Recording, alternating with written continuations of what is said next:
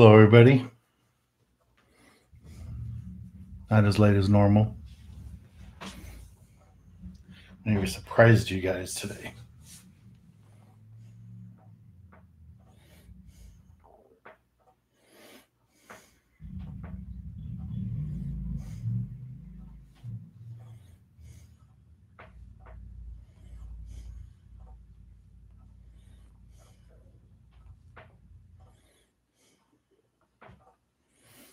Hey, a bunch of you already here. Hello. Hello, Tony from Redlands. Patrick. A few of you guys here. Is everybody from California, or do we have people from different areas?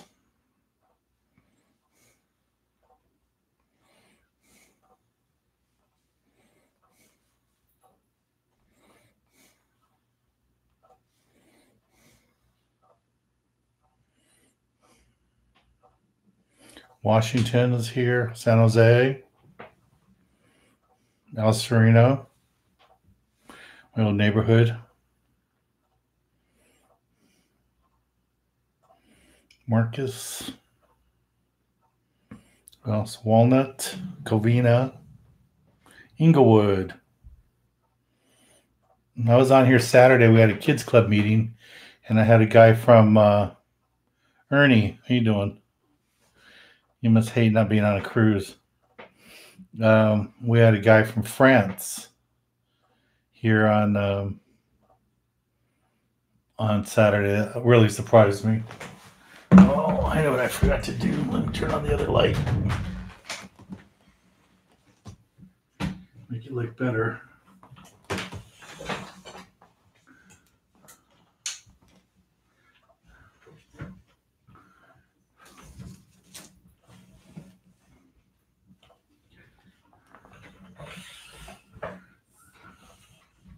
I forget to do that.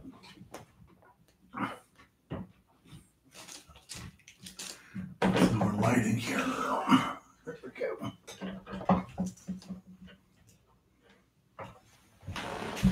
Okay, I'm back. Now you can see me a little better. Not that you need to, but you can.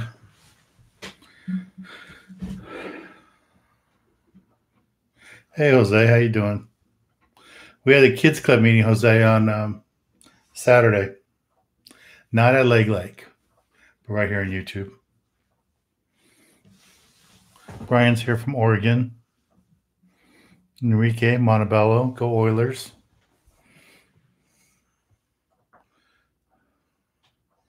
Then Enrique, I don't know if you went to Montebello High School, but I can't wait for school to open. Probably have to wait till next year because I want to go. Henry said he got his prize from the raffle. That's cool. I'm glad you liked it. And today we're going to do the raffle. We're going to give away the raffle prize at 8 o'clock. So if any of you want to get into the raffle, there's a link to it. It was Washington. Yeah, no, but from Montebello, I know Ernie's from Montebello, and there was someone else, Enrique. So last year, was it the fall last year, October? I got put into the Montebello High School Hall of Fame. So it's probably the nicest honor I've ever gotten. And I really wanted it more for my parents than for me. But I'm glad they, that they're alive and they were able to be there for that. So it was a great honor. Out of all the people in my class, I'm the only one that got it for a non-sport thing, non-athlete, because they have two. They have one for athletes, and then they have one for people that end up being good people, I guess, who were in the high school class. So it was a big honor, and I was really happy to get that honor. It was nicer than any fish I've ever caught. So it was a nice honor, and I'm pretty sure part of that was because of the work I do with my youth foundation, and I was very proud of it. So go Oilers. Oilers forever. All right, let's see what the questions are here.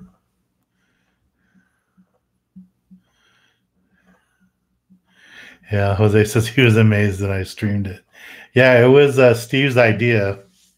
So we did it, and we had about 60 people on. I know they weren't all kids because some of the questions were more of adult kind of questions as far as, fishing for bigger fish and stuff. And we had that guy from France too. So who knew I had fans in France? I know I have fans in Malise because they show up on on these things at 7 p.m. once in a while. A couple of guys from Saudi Arabia and one from Qatar. So that's pretty cool. But it's, I'm grateful for any fans I have. Yeah, so we're going to do the raffle at 1 o'clock. We're going to do the raffle at 8 o'clock. And that's going to be right here. And these are the prizes. So we have a Bucktail, Magic Metal Light, another Bucktail, and this bag. And then the Magic Metal Light jig here. So those are all going to be in the raffle today. It's a $5 ticket. You don't have to sign up. Just you guys had asked for it a while ago, so we started doing it. So it's there. Yeah, we have these shirts on my website. So if any of you are interested in the shirts, you can buy them there. And let me see if I have a link to the shirts. I think this link will take you. There's a bunch of different styles of shirts. So long sleeve, short sleeve, different colors. But this will take you to all of them. And if you like this one, you can get this one. Yeah, so Jose, so we did the kids club meeting online. And they even talked about casting and some basic fishing stuff. And they even had one of our rods and reels here. Show the kids. So it was pretty cool. And I guess you heard that we had a break-in at the clubhouse, and we had lots of the nice rods and reels that we give away to the kids that come to 5 meetings were stolen. So we lost about 8 or 9 of those, 10 of those, some other stuff. So when we can do fundraising again, we'll do some fundraising, try to replace that stuff. And Sean says sport fishing isn't athletic. Yeah, maybe kind of, but not like the guys that got in there. Oh, okay. He was at the homecoming game. Yeah, I got my I got to the Hall of Fame the day before that.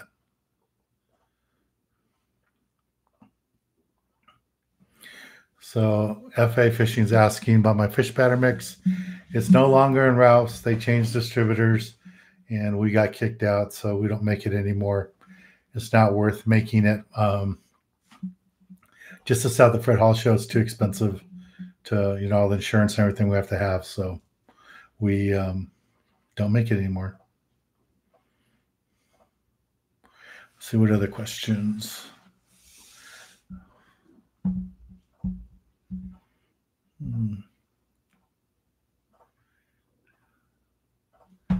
So fishing, I guess that's Santa Monica Bay. SMB is asking, what would a 4-pack trip to Catalina look like as me as a captain? It would be fun. We do those trips all the time. Once this thing is over, I got 2 phone calls today asking about doing a trip like that. Today I was at the office for a little bit, sending TV shows out and to the TV stations. And they're fun. They're fun trips. I like the Catalina trips. There's always fish to catch at Catalina. Sometimes we get lucky and we get the white sea bass and the halibut and yellowtail, but there's always calico bass and sheephead and rockfish and plenty of stuff to catch. So it's fun. Yeah, so you can just, if there's a date you want to go for the summer, you can just give us a call at the office, and there's an after hours number there too you can call, and I'll get that, and we can use that for to reserve your date. We don't have that many weekends available just because of the way weekends book up, but we have lots of weekdays open. So if there's something you'd like to do, give us a call and we can book it for you.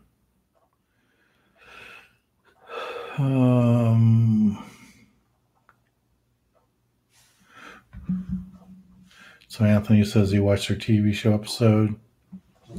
New Calico Bass is scoping. Cool. Anthony wants to know about how do you troll for halibut. Most of the guys that troll are bounce balling. Have a big sinker and they bounce it on the bottom. Normally I just drift. I don't normally troll for halibut, but guys do troll for them.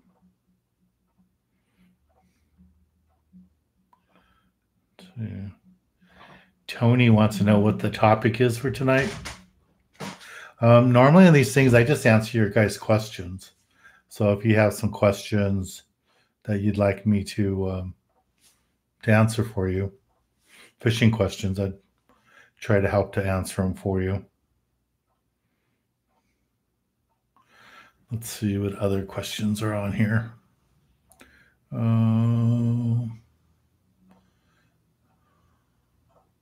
What kind of hook for squid fishing? What kind of hook for squid fly line fishing? Normally, if I'm fishing live squid for white sea bass and halibut, yellowtail, I like to do it on a bucktail. I usually don't fly line it.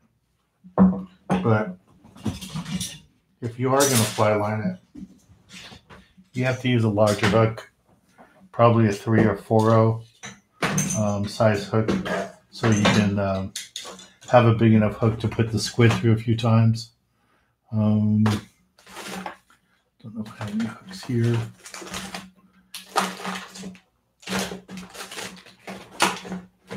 Yeah. I don't have any kind of those hooks here. Normally for live squid fishing, I like to use a longer shank hook. So like this is a more regular J-style hook. And normally for live squid, I like to have something that has a longer shank so I can pin it through there 2 or 3 times. All right. Hello, Paul.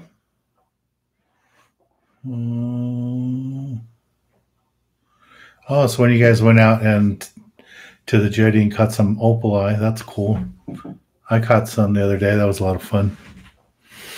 Ivan wants to know what's my favorite magic metal light color. I like a couple colors. I like this green. I like the sardine, blue sardine, the anchovy, and the mackerel would be probably my favorite colors. If there's a lot of mackerel in the water, it's hard to beat the mackerel color. That works out really good.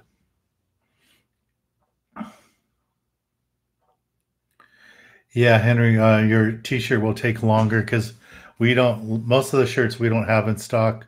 They're made for us as orders come in. So it normally takes about 2 weeks. Hello, Fisher.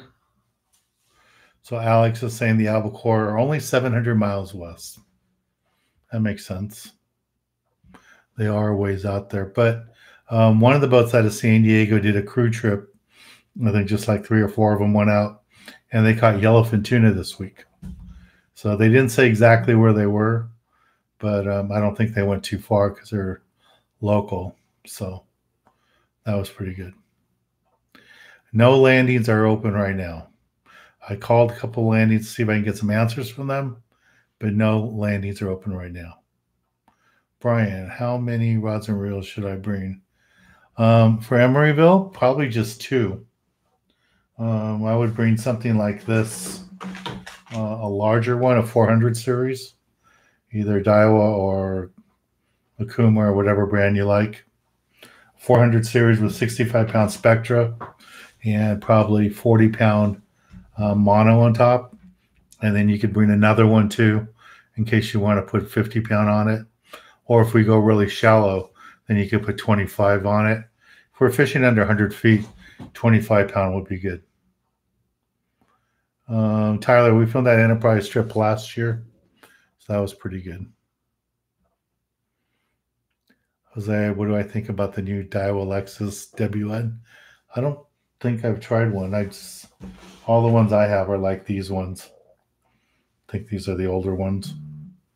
I haven't tried the newer ones.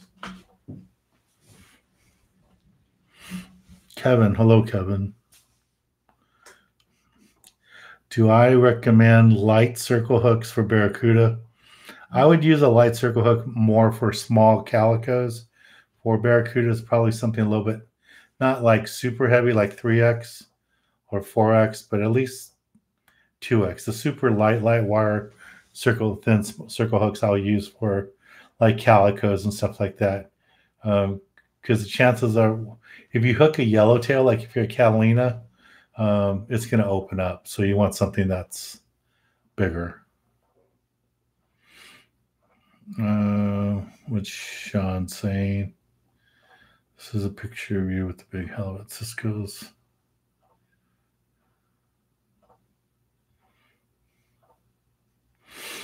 Yeah, if it was out of Oxnard, I probably did catch it on a bucktail jig. Normally, when I catch the big halibut on bucktails, it's because we're fishing white sea bass, and halibut got to it before the sea bass. Tyler, I should post that video probably tomorrow morning. It's all edited and everything. I think I just loaded it up there yesterday and I didn't post it yet, so I'll try to do that tomorrow.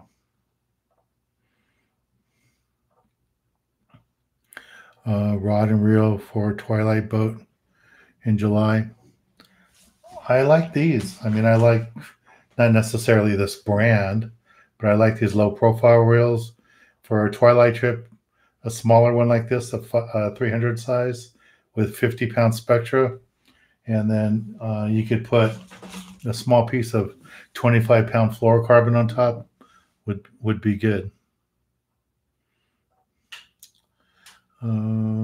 Oscar Martinez. Hey Dan, how you doing? Launching boat at a Long Beach Marina, heading Catalina. What's biting out there? There's a little bit of everything biting. Just before you go, check the weather. I don't know if the Santa Ana's coming, but it's like a 20-degree change in temperatures. It's going from 65 to like 90. So normally when that happens, that means that there'll be Santa Anas. So if it's a light Santa Ana, 10 knots or something, it's fine. But you got to make sure it's not like a 30-knot Santa Anas. So check the weather before you go. You can just go to the Marine Forecast, the government one by NOAA. It's free. It's not 100% accurate, but it's close enough to let you know what's going on. Greg, when do I think charters will open up again? I'm hoping beginning of the month, but I don't know. I mean, they're talking everybody's supposed to stay home till May 15th. So maybe after that, they'll open it up.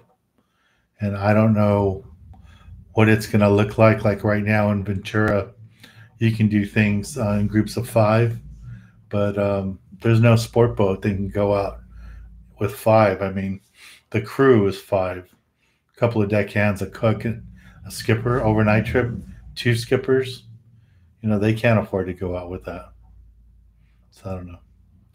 Hey, if you guys can let your friends know that we're doing this right now live, maybe we can get some more people here. We're at 70 right now. Maybe we can get to 100. So maybe you can share it on your Facebook pages or Twitter, Instagram, whatever you do. And let's send them this link so they can join us. I'd like to see if we can get to 100 people.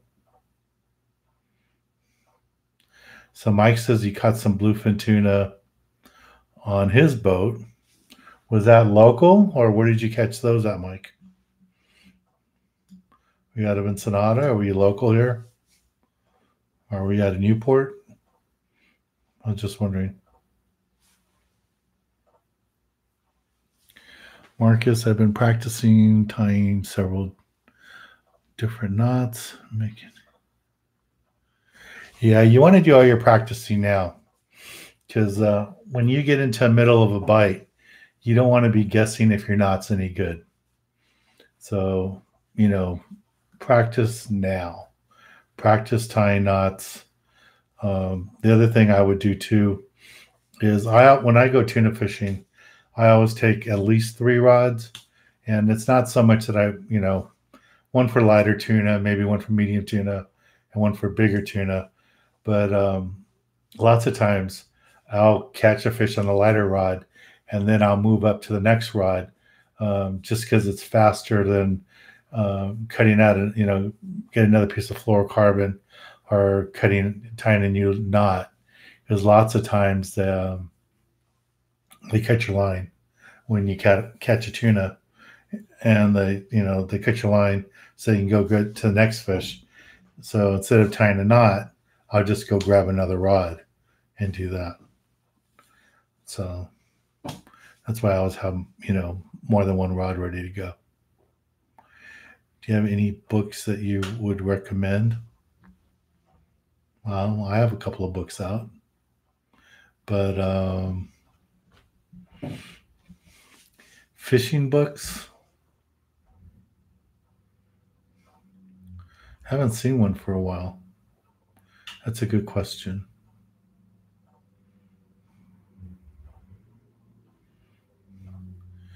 Does anyone want numbers to spots? You're going to give numbers out to your best fishing spots? Okay.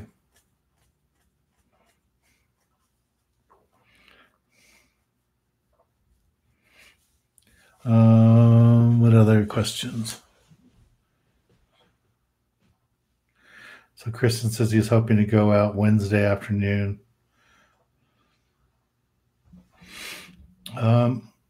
I saw a big halibut last week that somebody caught when I was at the field dock. They came in with it.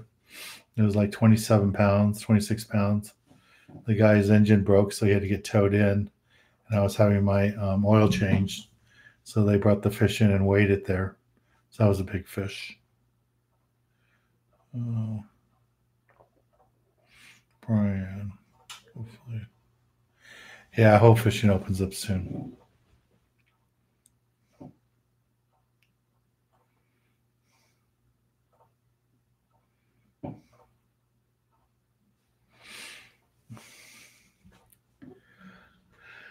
So one of the questions is that a guy saw some very inexpensive braid line on a website to buy. And,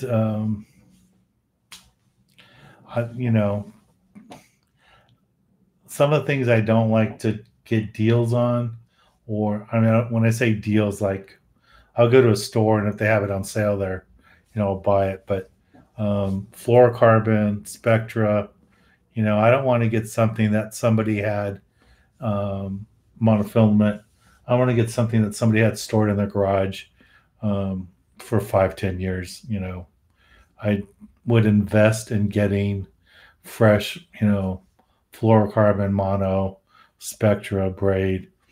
That way, it's good. You don't want to spend $500 to go on a 2-day tuna trip, and then your line breaks because you saved $2 on some cheap line. So I'd really recommend that you spend the extra money on the line. If you want to save some money on hooks or a jig or something, that's different. But that connection to the fish, the line, you want to make sure you have a good fresh line. And the Spectra, you don't have to change often. I've got some Spectra on my reels 5 years old and still works fine. But the monofilament, you should change out. Like my Spectra, my fluorocarbon that I put on top of my Spectra, I change that out every trip.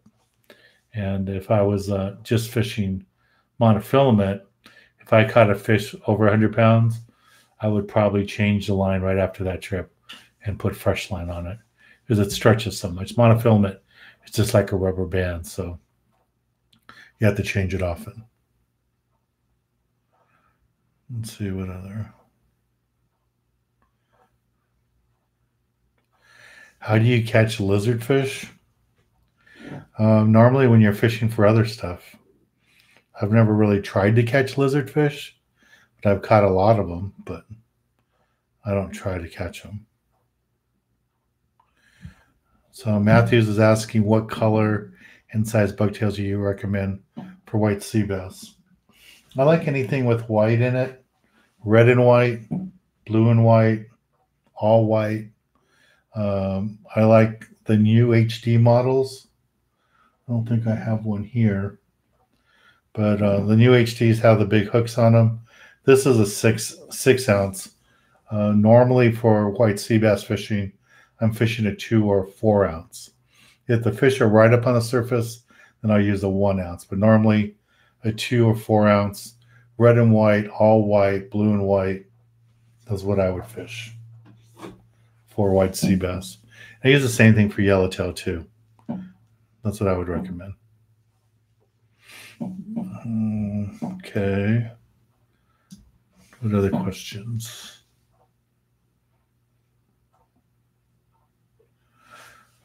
What numbers do you? Okay. Okay, still talking about numbers. And down when you go surf fishing.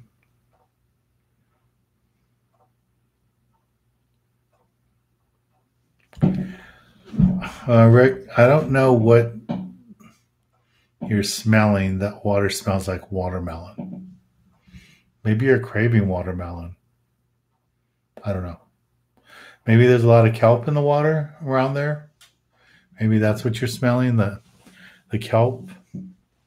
But I don't remember smelling watermelon when I go fishing.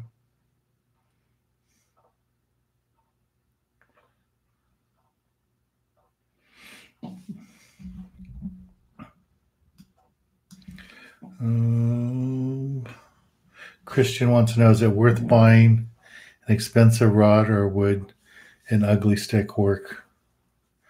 Yeah, and older ugly stick would work fine.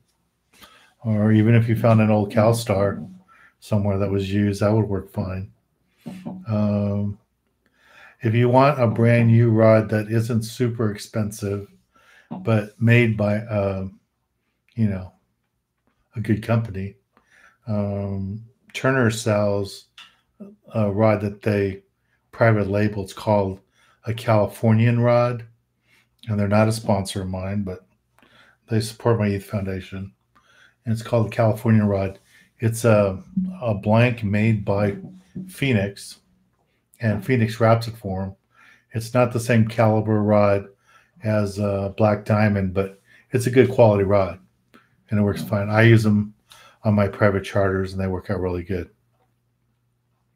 So that would be, if you don't want to go real expensive, like a Black Diamond rod, but you want something new, then I would look at those Californian rods by Turner's. But ugly stick rod would work fine. But I think you'd like you would like the Turner's rod better.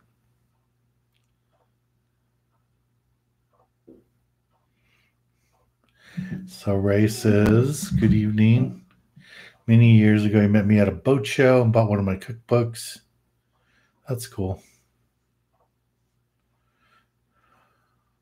So he says he hasn't been out ocean fishing for a while, but now he's in Wisconsin. Well, maybe you need to fly back out to California. Come fish with us.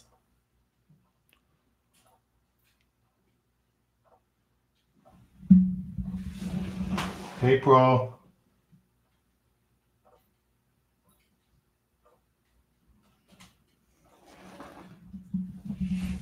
See if I can get her make an appearance. Here, April. She doesn't like it when the light's on. April. April. April. Come on. Here. Come on. Come on. Can we get it?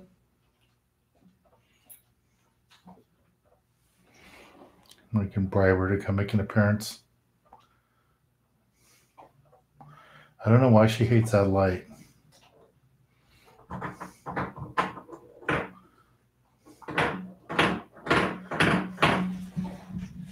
You can get it.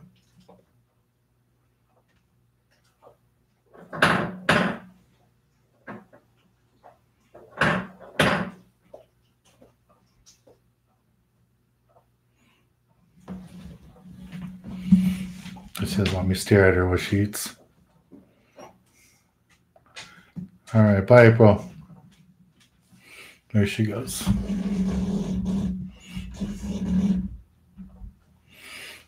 Okay.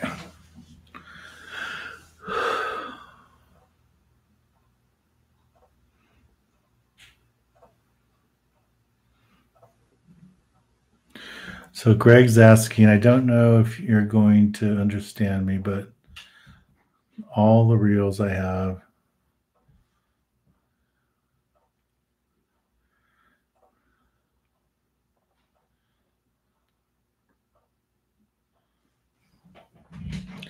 Yeah, I think you're reading it wrong because on the reel, most of those reel numbers on the reels are for monofilament. And braided line, spectra line is much thinner. This line, the braided spectra line, is much thinner than monofilament. So you can put 50-pound spectra where maybe you're putting 20-pound monofilament. So that's normally what that says.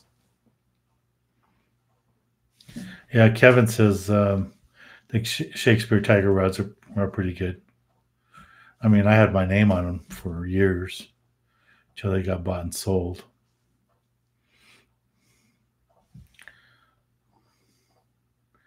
Yeah, I mean, I would recommend that same rod I was talking about, the Californian rod by Turner's. That would be a good, inexpensive, good quality rod that you could use. And it's going to be under $150. What's the difference between, Marcos wants to know, what's the difference between Flora and mono? So when we say Flora, we're talking about fluorocarbon.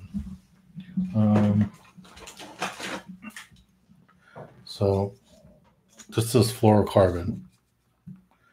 And if you ever look at fluorocarbon, it's always sold on spools like this size. And it's small like this.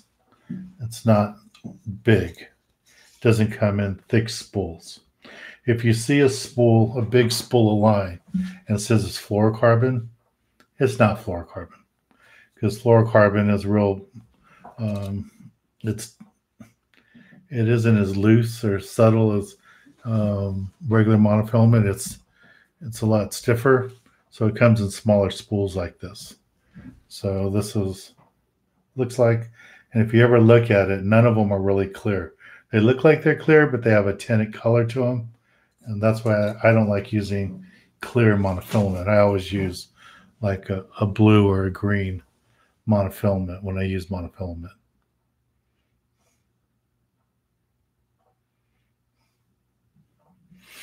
Okay, what other questions do we have here?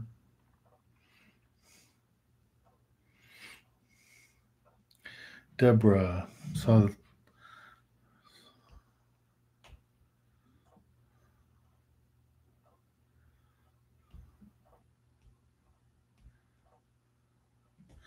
yeah, Deborah, right now everything's postponed until the county gives the okay. So you're talking about the trip on the Gale Force.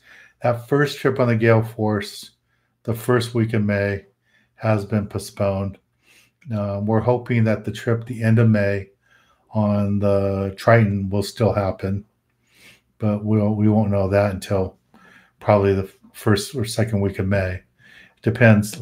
If they open it up like they say on the 15th, then it'll be fine. And then I'm hoping that they open up for smaller boats like mine even sooner, because I don't know nobody knows what the new normal is going to be. Nobody knows if it's going to be everybody get on a boat has to wear a mask, or everybody has to fish 6 feet apart. I mean, that would be a nightmare. So nobody knows what to expect. So I tried calling some landings today to get answers for you guys, but everybody was closed. And people I do have their numbers on don't want to be on the record, so they weren't answering their phones. So I really don't know what to tell you guys. What's your favorite sport fishing boat? And you like fishing in like City of Long Beach? So Zachary wants to know, what's your favorite sport fishing boat you like fishing on? He likes the City of Long Beach. I like boats like that. I like City of Long Beach. I like the Enterprise, the Victory. There's lots of boats, the San Diego boats, the Legend, the Sea Adventure 80, the Excalibur. There's a lot of boats that I like, the Ocean Odyssey. I just, I enjoy being on the water. And some of the skippers, all the skippers work really hard. So I wouldn't say I like one skipper over the other skipper.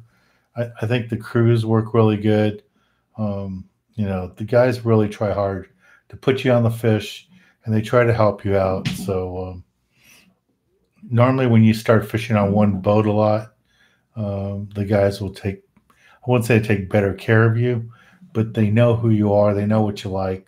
So you might feel like you're more taken care of, but they're pretty good.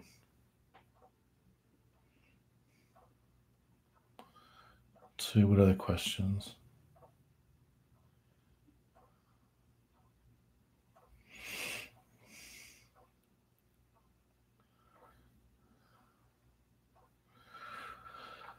Oh, what kind of knots do you use for braid to Flora? I use a couple. I use the RP knot, John Collins knot, double uni knot. I use all those.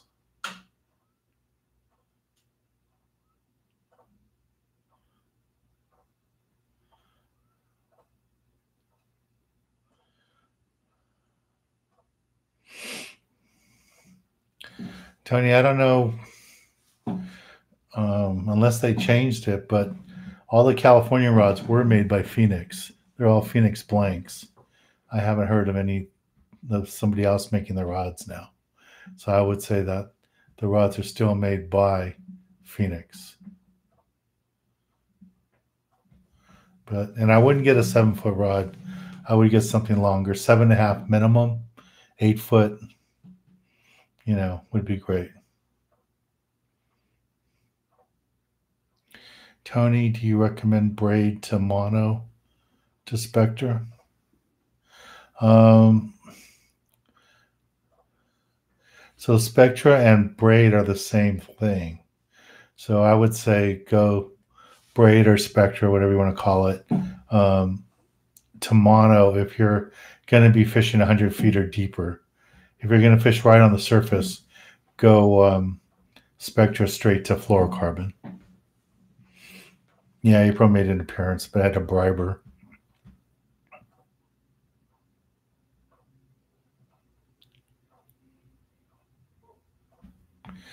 That's a good name for a boat, Christian. It says he's going to change the name of his boat to Social Distance. That's a good name.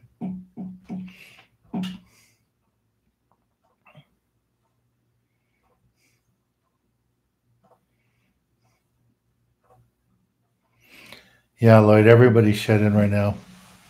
I know people are trying to go to the beach and try to sneak on the beaches, but you got to ask yourself, do you really want $1,000 ticket? I think the Harbor Patrol and the cops are getting tired of people, cheating and stuff. So they're only going to give you a break for so long. All right, guys, we got about 15 minutes before we do the drawing. So if any of you last guys want to get a ticket, they're only $5. But at 8 o'clock, we're going to pick a winner. So there's a link there for the raffle. I know some of you are already in the raffle, so just to let you know.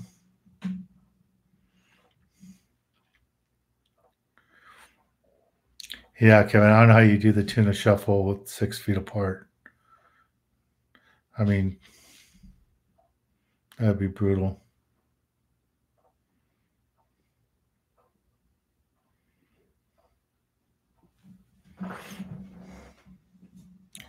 Kevin, maybe you can help Jack out. He's asking about a Penn Fathom 40. What would you spool it with? Is it big enough reel to put 65 or 80 pound spectra on it? Or I've never fished that reel, so I'm not really sure. Kevin can help you with that.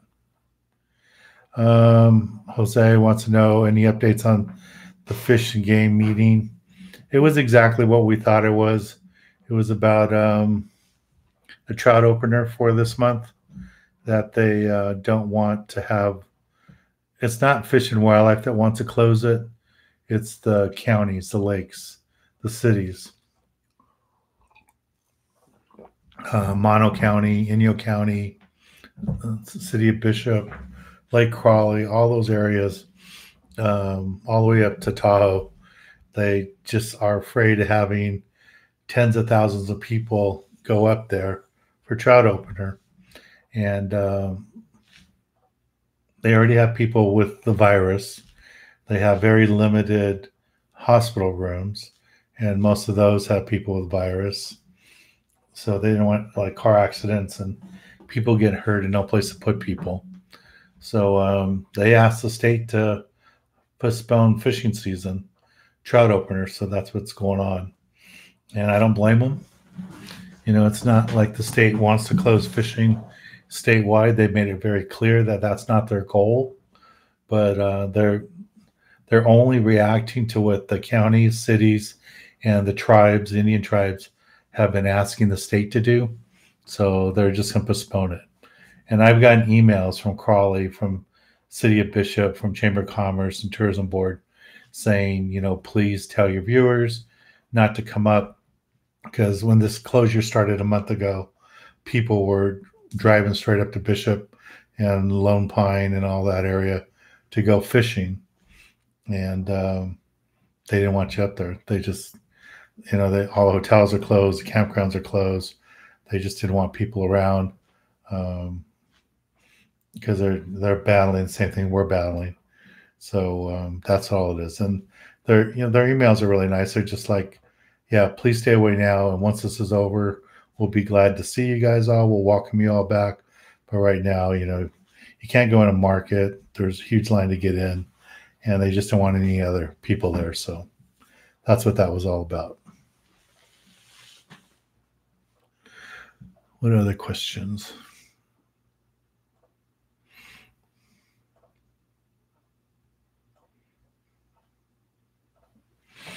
Yeah, Karen, there's only a couple of boats going to Guadalupe Island right now, so I don't even know who would let us come film with them.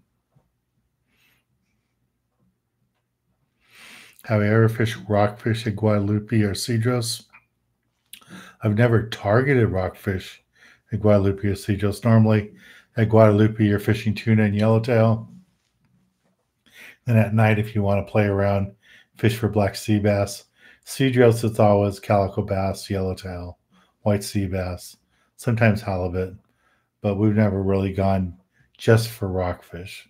We can catch all the rockfish we want, Channel Islands and up in Emeryville, so we really haven't targeted rockfish on that stuff.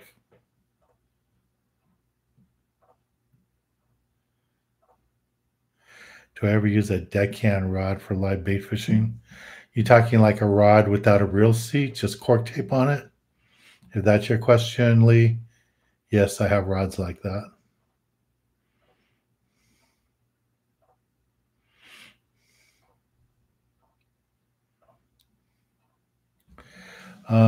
No, we don't make.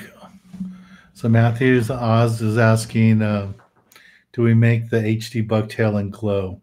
Right now, we don't. We only make the HD.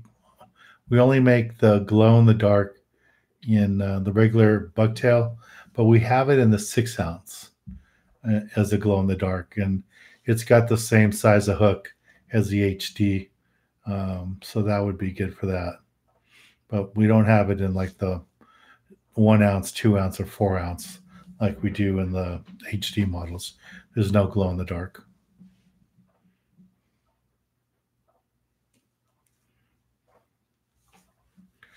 All right, Kevin says he's not familiar with that rule either. What's going on with the Rockfish closures? I don't know. They did some fishing on the Tornado, I think. Took the state out to some of the closure areas, and the guy said that they caught a lot of fish. They caught a bunch of cow cod, and they said it was really, really good. So um, I don't know if they're going to change that. I think right now they're not thinking about any of that right now. They're just trying to figure out how life is going to get back to normal, how fishing's going to be, like how they're going to move forward. Are they going to allow, boats like the Freelance to go out with 90 people again? I can't see that happening, but I don't know. I think things are going to be kind of restricted till they have a vaccine, and that's over a year away. So I don't know.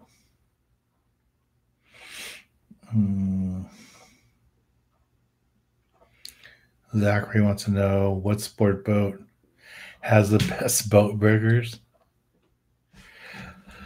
I don't know who has the best boat burgers. There's a bunch of burgers out there that are really, really good. I tell you, has the biggest boat burger, and that would be Markey on the Gale Force.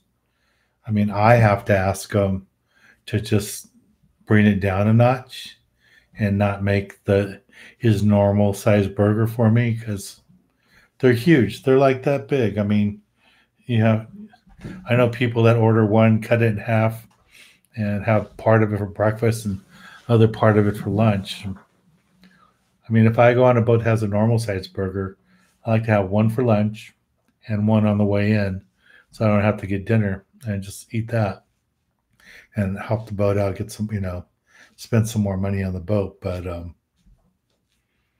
at the Marquee Burger on the Gale Force, you're lucky if you finish one. Henry's asking what pound test line mono for bass and yellowtail. If you're fishing locally, probably 25 pound to 30 pound. 25 pound for bass would be fine. 30 pound for yellowtail. And I wouldn't be fishing mono. I'd be fishing fluorocarbon, because you're going to be fly line fishing for that.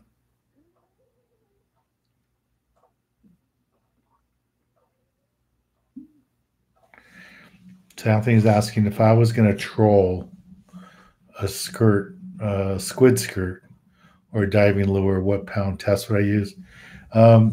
If I'm trolling for like yellowtail, stuff like that, probably not going to troll anything lighter than 50, just because you're moving fast and they're not going to see it anyways. Maybe even 60, just in case you hook something big. But I'd say probably 50. Jesse's saying he's heard the past weekend that the beaches of Ventura were okay. So you have to be careful about that, Jesse, because the city of Ventura is closed. Ventura County is open, and I don't know if that's beaches or just parks, but you got to check that. But the actual city of Ventura is closed. The piers closed. The beaches around the piers closed. That was on the news today. I saw that. But Ventura County parks are open. And I'm guessing there's some beaches part of that, and I just don't know exactly where they are. Do I know any on-land fish spots open? The two lakes I know that are open for sure is Lake Elsinore. They were on the news today saying that people could go there and fish. And if you're on a boat there, you have to be from the same family. So you can't be like you and three of your buddies from different families. The other lake I know that's open, because they've told me, is Leg Lake, Whittier Narrows, where we have our kids club meetings. You're welcome to go fishing there, they told me. You just can't use any of the picnic tables. You can't picnic. You can't throw a blanket down or anything like that. You can walk the lake or you can fish at the lake, but you can't like barbecue or picnic or anything like that. That's all. So those two are open, Calvin. What's the biggest yellowtail? Oh, Ivan's biggest yellowtail is 51 pounds. That's pretty good. Mine is probably only about 40.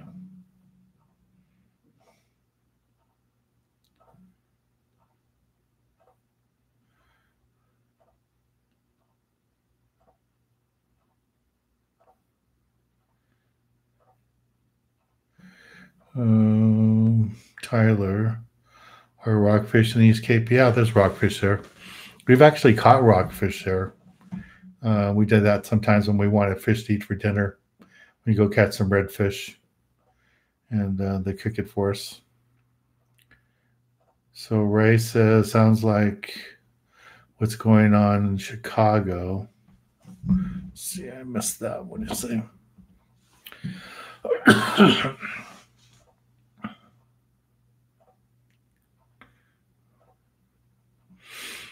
Yeah, you got to come out here and go do some fishing.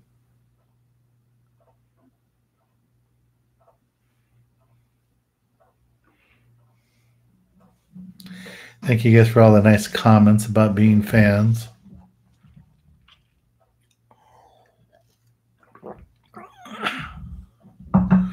Let's see what else.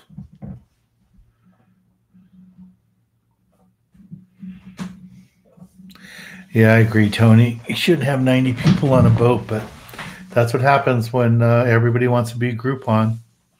Everybody wants the cheapest price, so they have Groupon, and then you get 90, 100 people on a boat. So, and when you got 95 people, 90 people on a boat, there's no way the captain can go try to catch big fish. They're looking for sculpin and rockfish. Just catch as many fish as they can get, so the crew can make a bunch of money by filleting the fish. So, like on my boat, I only take 4 people, so we can spend some time looking for bigger fish. So it makes it a little bit easier.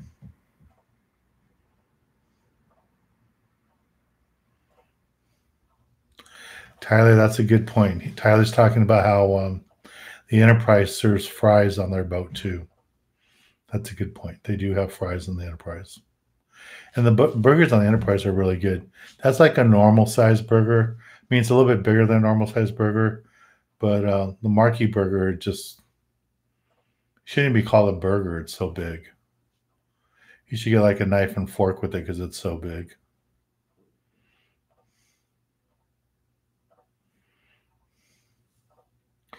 No, I haven't, Matthew. I haven't tried that one on your boat. Have I tried the Mega Mouth? Nobody offered me a Mega Mouth when I was on the Stardust. I just had like a regular kind of little cheeseburger. It was good, but I haven't tried the Mega Mouth.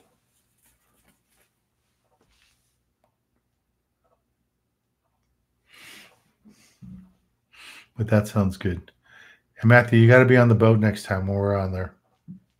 We're going to be on the Coral Sea this summer. Hopefully you can get on that one.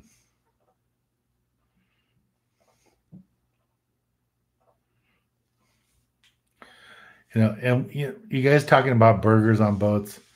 I tell you, every burger you have on a boat tastes so much better than if you had the same burger on land. It might be an okay burger, but because you have it on the boat, and the smell of salt water and all that, it's just so much better. It's so good. You guys are looking to catch rockfish, because I'm getting a bunch of rockfish questions. Last year we filmed 2 shows, one on the Stardust and one on the Coral Sea, out of Santa Barbara Sea Landing. If you guys have never fished out of there, you should really try it.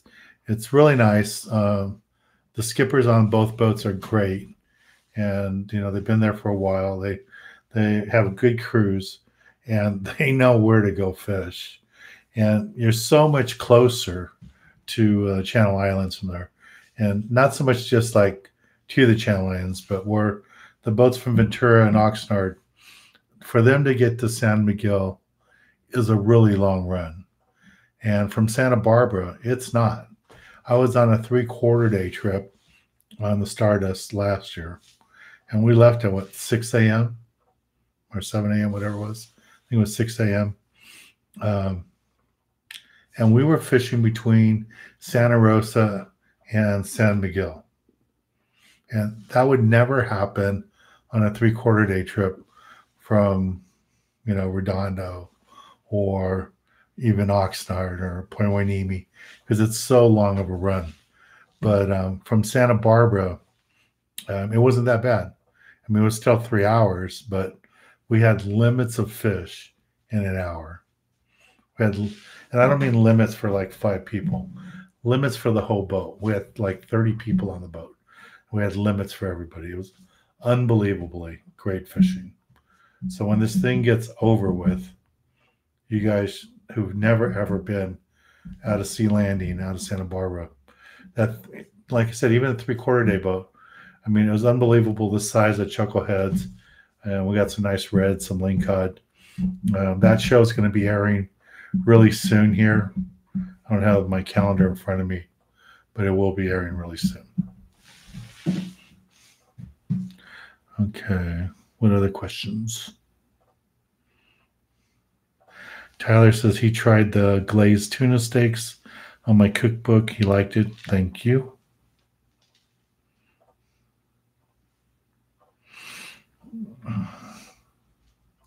So Kristen says he's thinking about going after some threshers. He wants a troll form. Normally guys at troll form are using like Rapalas, stuff like that. All the threshers I've caught on bait. We've seen them around the boat, and we throw a mackerel at them, and they eat it really good. The problem with catching them trolling is probably 80% of the time you're going to catch them in the tail, because they're going to use their big tail and whack it, and it's going to get snagged. So you bring them in backwards, and it isn't as much fun as hooking them in the mouth where they'll jump and everything. So that's the only thing with threshers. It's not like makos and stuff where they bite it with their mouth first. Threshers really slap it with their tail. So that happens a lot. Let's see what else I was going to remind you guys about.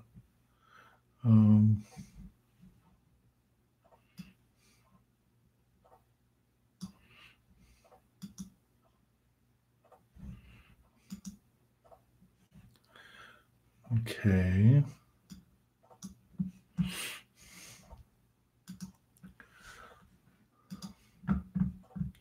So we're going to do the raffle here in a second. If you guys want to know what I charge for my private charters,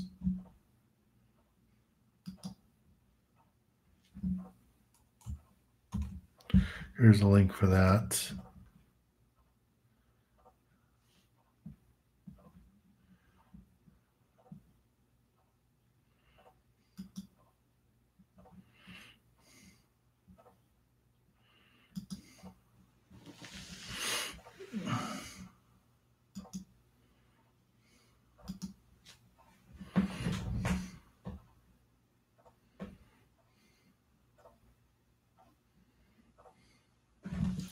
Is surf fishing allowed in Port Hueneme? I know in the port it's not, but I don't know about the beaches there. You'd have to ask.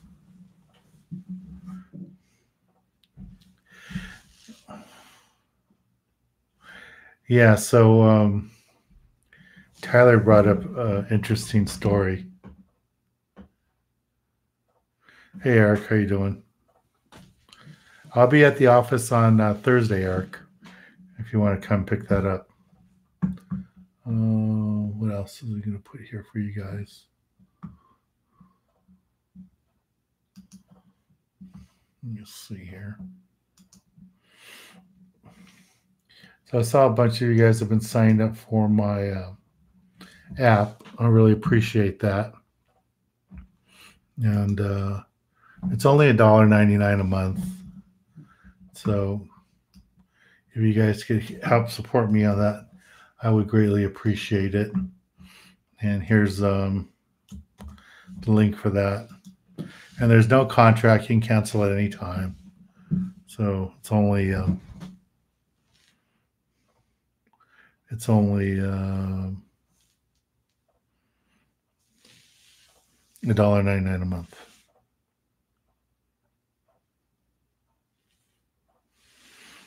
What's the biggest fish I've ever landed? I don't know, 600 pounds, 625. Black or blue marlin. Okay, so Tyler is saying that in one of my cookbooks I mentioned about meeting the president of Guatemala, and that's a true story. I was in Guatemala to go fish, and the tourism board and the president had invited me and the film crew to go to an event there in Guatemala City, and it was really neat. They had different dancers, like native dances, and some of the natives from Guatemala, and then some of the students and kids dancing too, some other traditional like folk dances. And afterwards, there was a reception, and it was upstairs above where the show had been. And I didn't know the president was there. I mean, I was just there, happy to be invited by the tourism board. And then some Secret Service guys came over and asked for my ID, gave it to them, and they told me to follow them and took me to the back upstairs, and the president was there. And it was really nice. And I wish I could remember his name, and this was a while ago. This was like, I don't know, 15 years ago, maybe longer, 20 years ago. And the president of Guatemala, and he was really nice, and he was explaining to me how he knew about my program and how fishing was really important to him as a kid. And it was something that he really had enjoyed doing as a kid. And he was glad that I was there to promote Guatemala. So he wanted me to be there to enjoy the evening and to be at the show. And I got to spend like 20 minutes with them. And we talked a lot of fishing stories. And it was nice. I mean, it's not very often you get to meet a president. The only other president I ever met was in Costa Rica. Yeah, Costa Rica. We'd gone to a coffee shop close to a hotel we were staying at, and we were in the capital. And walks in this guy with security guards, and everybody's calling him Mr. President, and it was the president. So that was pretty cool.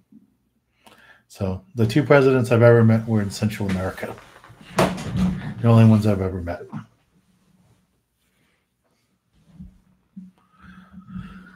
True stories. Any boats operating, opening?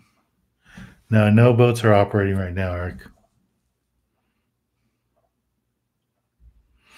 Would it be safe to land?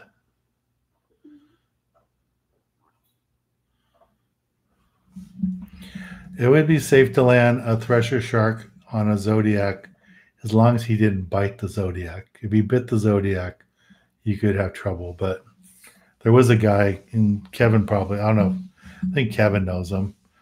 My buddy Larry used to have him and his family had an auto shop and garage in East LA.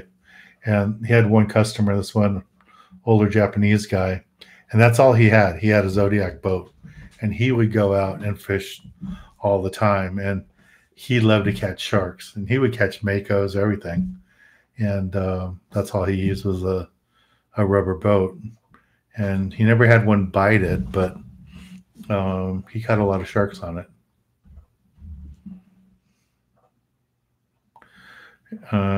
Rick wants to know what kind of bait to use for catfish. I would say the best bait to use would be shrimp with stink bait. But for our kids' events, we use mealworms with marshmallows, and we use mackerel with marshmallows. That way they stink a little bit and they work really good. All right, so this is the last call for tickets for the raffle, and we're going to pick a winner in 2 minutes. 2 minutes for the raffle. So I have all the people that signed up on my desktop right here. Your names are there, and I'll go through and pick a winner here in a second. Are you allowed to fish off the docks in the harbors? No. You will get arrested for fishing on the docks on the harbors. I know a guy who had to go to court because he got arrested on the docks fishing there.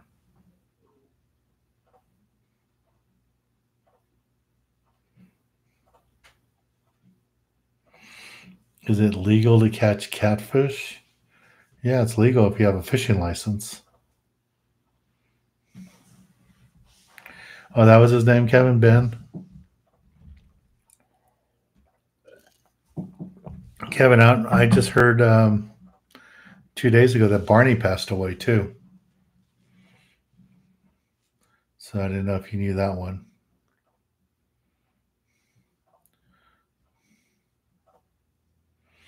Yeah, I was surprised to hear that Barney passed away.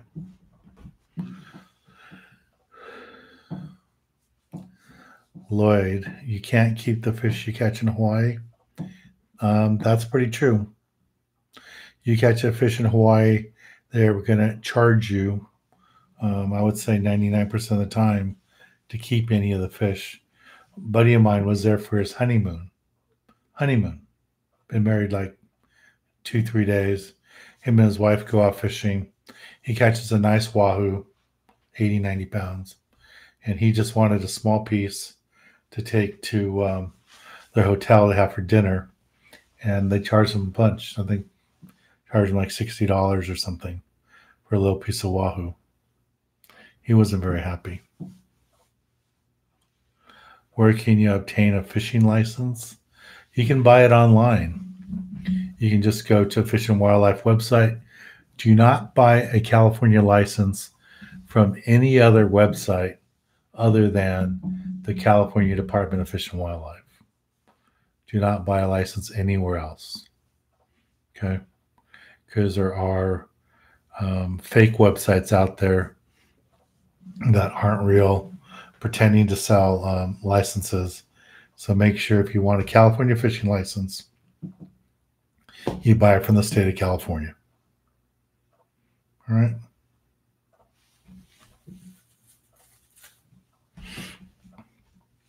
Tyler, have I ever fished out of Morro Bay? Yes. Many, many, many times.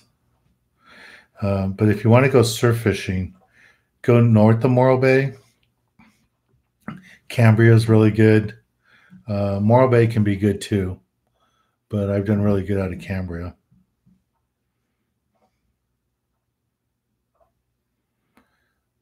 Are there any maps that show the non-fishing zones? Inside the harbor, I don't know if there's any maps like that. Most of the maps that I've seen that show no fishing are maps for the closures. But like if you were in LA Harbor and you wanted to try to go fish, I don't know where you would find that map that would show you where you can go fishing, where you can't go fishing.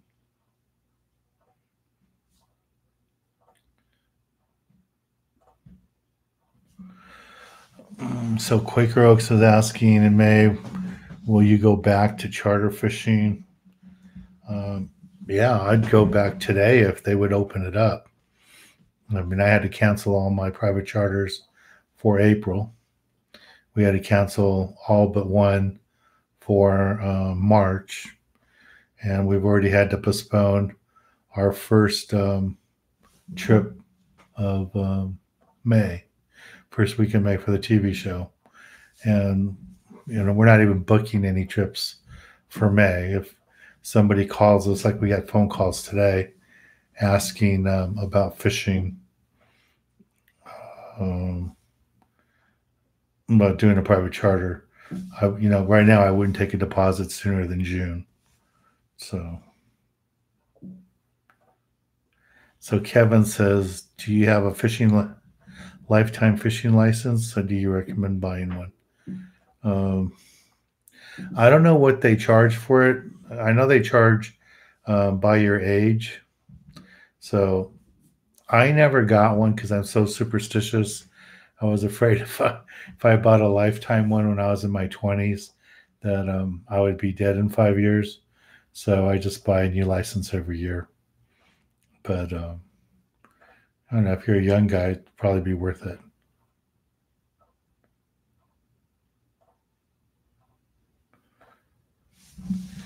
How close am I, Christian, to reaching my goal on Patreon? I'm not even close.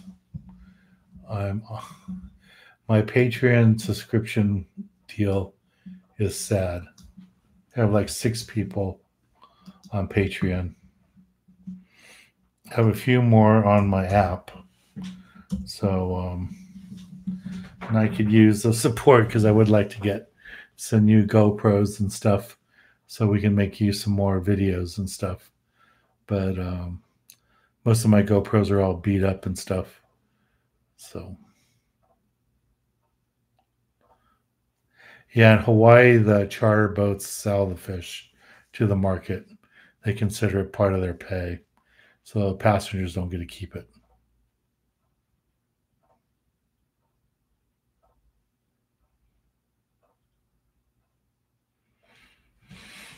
Yeah, I hope, Rick, they let me do the seminars back in Turner's. They haven't done any seminars in there for a few years.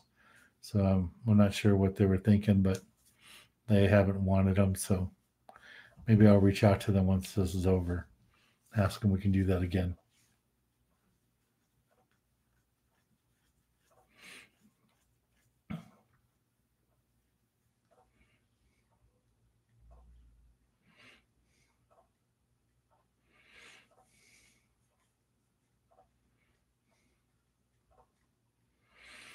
So Richard's Tackle Shop is open right now in San Gabriel Valley. I didn't know any of the stores were open. I know some of the stores would do like curbside service, but I don't know if any of the stores you can walk into. Why did they stop barge fishing? The one in Long Beach just stopped because the guy was retiring and the people he was trying to leave it to couldn't get along. So that went away. I don't know why the one in Redondo closed down. Tyler, no, you really can't catch rockfish while you're tuna fishing because while you're tuna fishing, you might be in 3,000 feet of water. So it's not the same area.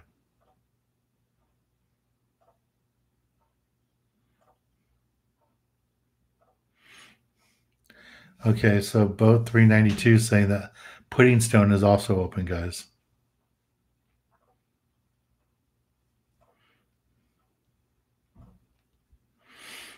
So Rick's asking, what does it take to get a captain's license? So the number one thing to get captain's license is you have to have enough time out at sea. You have to have enough days, and you have to have, I think it's like 360 days, or I don't know, 700 days. You have to have a lot of days, and they really want you to have days that you can do a couple of ways. You could be in your family boat, and maybe you were, 16, 18 when you started going on the boat, and your parents could sign the paper saying that, yeah, you were on the boat that many days. But to get a bigger license, like I have a 100-ton license, the captains on all the boats that you've worked on and you've been on have to sign off on your days. So you have to do that. Then you have to take the Coast Guard test, and it's pretty brutal, especially for me because I hadn't been in school in so long.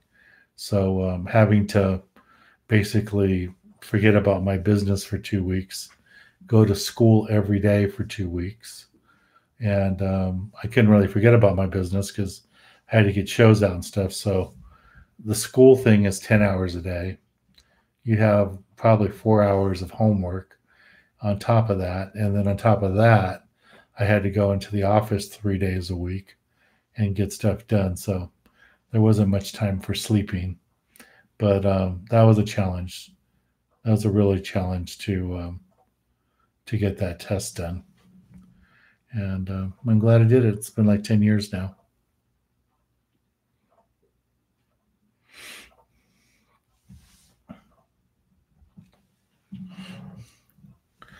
Yeah. So Kevin says Johnny's is closed.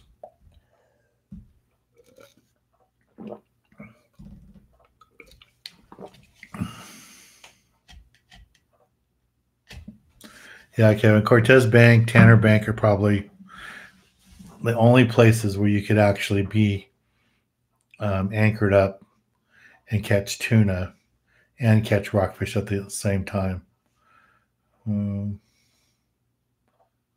I guess you could do that desperation too. I don't know. I don't know how deep that is. I forgot. I don't think we actually anchored at desperation. I think we always drifted over it. So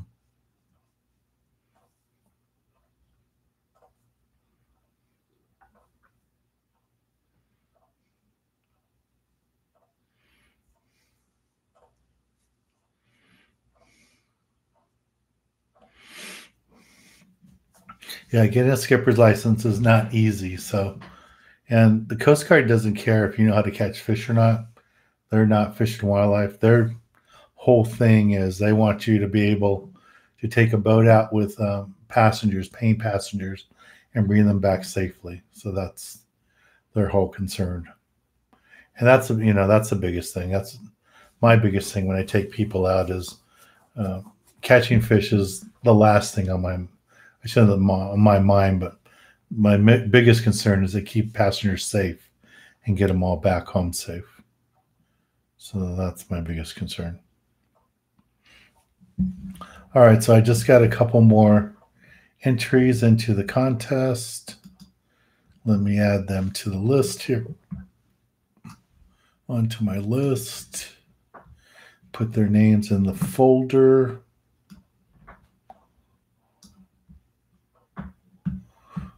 Let's see.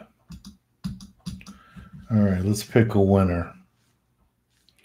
So I'm going to open up this folder here, scroll it.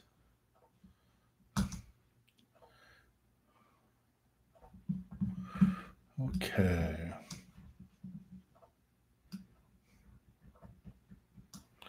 So, this is interesting. This person only bought one ticket. He only bought one ticket, and he's going to get all this. Bucktails, the bag, and probably the thing you guys like, the autographed decals. So, a couple of Bucktails. All this is all going to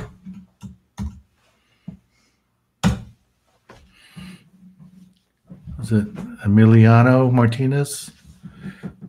Congratulations. So your $5 investment, you get all this.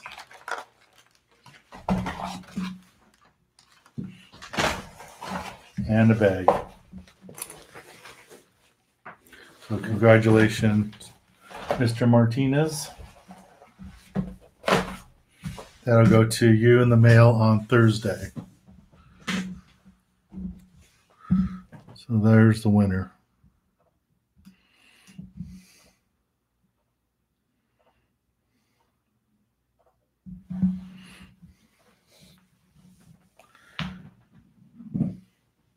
Should we do more lures like this for Friday, or do you guys want another reel?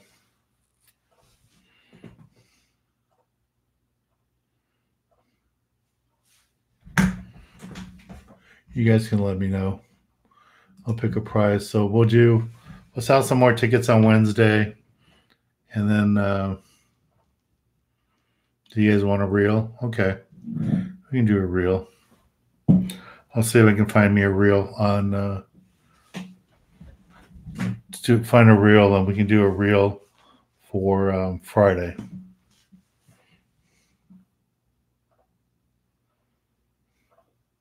Hey, Steve. Are you guys open, Steve, or are you guys closed? I was going to text you and ask you what you're doing.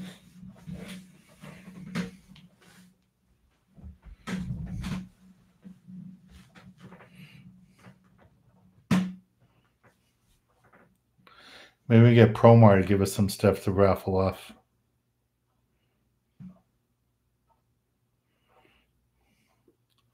I'm surprised you guys are open.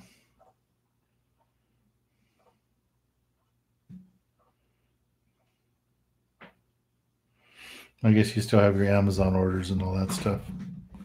That's cool. And I just found out today that iCast is postponed or canceled for this year. So I guess you already knew about that, and I didn't know that. Matthew, your local tackle shop is open? I know some stores are open, but they're not letting people in. You have to call in your order, and then they'll bring it out to curb for you. But I didn't know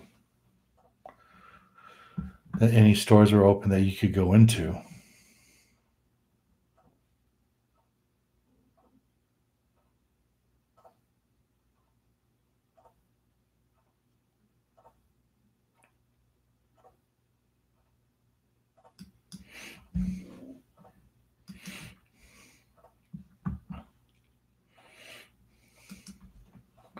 So now you guys are crossed between lures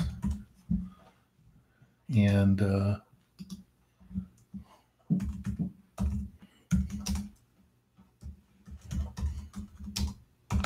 reel.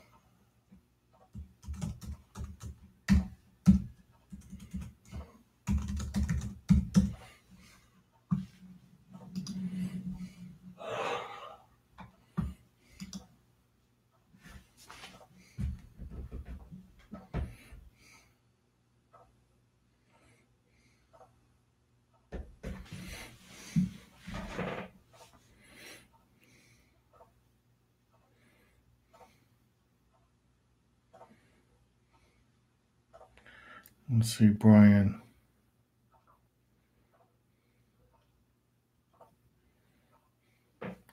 Brian says, why don't I do a mystery tackle bag with a few more surprises inside?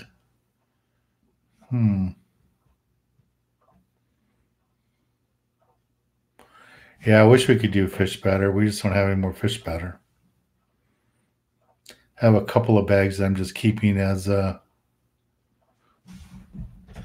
souvenir, but I don't think we're ever going to make that again. We'd have to get back in the supermarket to do that. So one of the guys was asking about the Fred Hall show. I don't know, Steve, have you heard anything about the Del Mar Fred Hall show? Are they still planning to do that for May, or is that over with too? I know they were talking about doing it Memorial Weekend.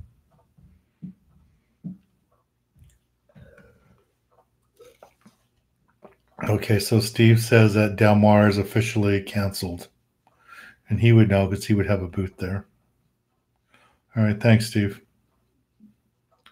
So Del Mar's canceled. Last weekend would have been, yesterday would have been Day at the Docks. That didn't happen. Now ICAST is canceled. And that's not until July in Orlando. And that's canceled.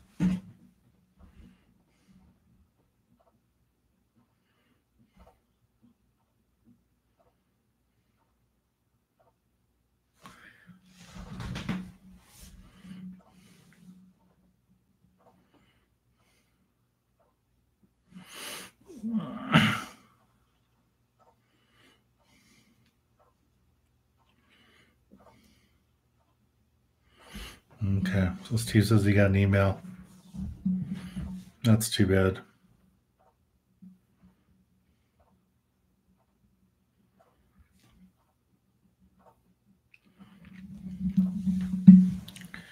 Yeah, I don't know the difference between the Daiwa 400 HD Win and the new and the older ones. This is a 300. You know, so I really don't know the difference between what the newer one is like. I mean, if it's like the previous 400s, you'll be happy with it. This is a 300 Daiwa. The Kuma one is less money, but I'm not sure which one is the better quality. I've caught nice fish on both of them. Yeah, Native Magic, it looks like. And Steve said he just got an email last week from the Fred Hall show that show is officially canceled. No Del Mar show. So we were lucky that we got the Long Beach show in. And at the Long Beach show, Shimano pulled out the week of the show. So Shimano wasn't there. And there was another big company that wasn't there too. But that was all at that same time.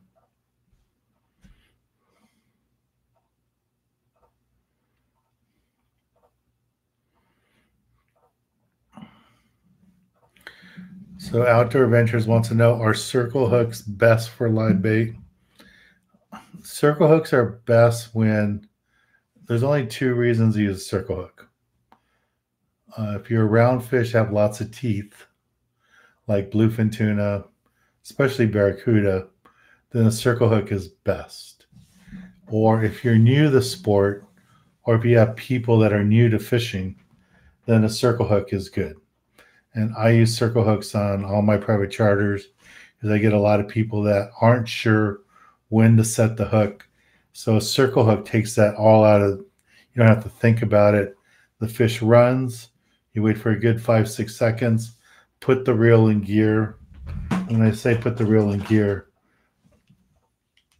so if you have the spool open and the line's going out, that's free spool.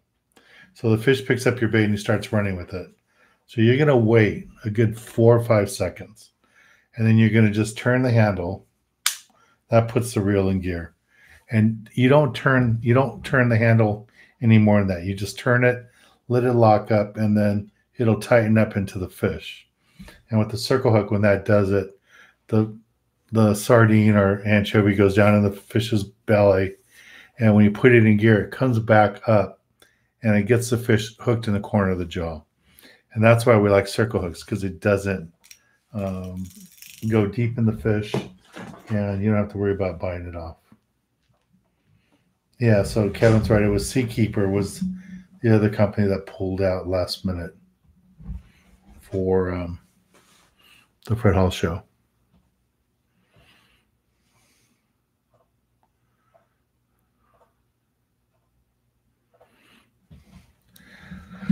So Jackie wants to know, how come you don't come out and make a 10-ounce bucktail for lings? Because I catch plenty of lings on the 6-ounce bucktail. I mean, I don't fish them at 400 feet, but 200 feet, 250. If there isn't any current, you can go down to 300 with them. And those work out pretty good.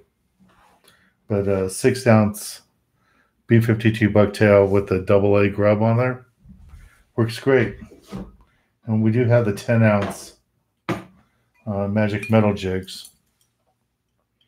And these work out good too. So I'm going to keep that code going for you guys so you can get 20% off. We're not advertising this code anywhere else, only on these talks with you guys here on YouTube. And it's the same one we've been using the last few weeks. It's the Save 20. Nah, Steve, I'm not doing any private charters right now. I've got people calling asking for private charters, but I'm sure I would get in trouble doing that. But no private charters. I got 2 phone calls today asking if we could schedule a private charter for this month. I would love to, because my office is closed and nobody's working. So, yeah, I would much rather be working and making some money. I'm glad you're working. I didn't know you guys were open. I thought you guys were closed. I guess you guys are essential business. I thought you'd be at your other job, your weekend job, but I guess that's slow too. So,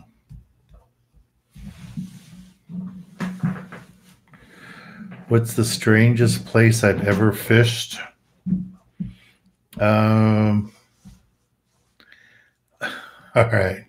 Since you guys like fishing stories, the strangest place I've ever fished would probably be the Zambezi River in Africa.